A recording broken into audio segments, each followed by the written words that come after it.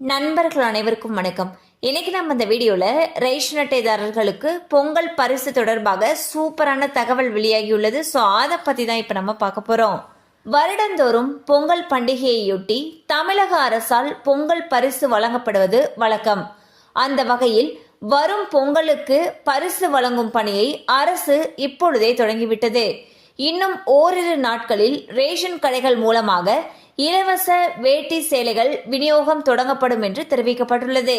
இந்த திட்டத்தை முதலமைச்சர் திரு மு.க. ஸ்டாலின் அவர்கள் தொடங்கி வைத்த பிறகு தமிழகம் முழுவதும் உள்ள ரேஷன் கடைகளில் விநியோகம் நடைபெற இருக்கிறது.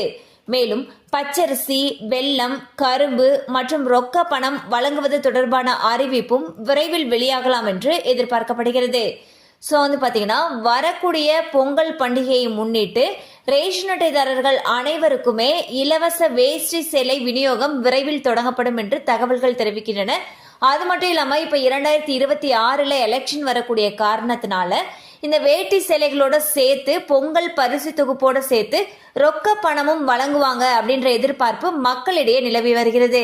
கண்டிப்பா அந்த அப்டேட் உங்களுக்கு பயனுள்ளதா இருந்திருக்கும் நம்புறோம். மேலும் இது போல அப்டேட்ஸ் உங்களை உடனே ரீச் ஆகணும்னு நினைச்சீங்கன்னா நம்ம சேனலோட தொடர்ந்து இணைந்திருங்கள். தேங்க்யூ ஃபார் வாட்சிங்.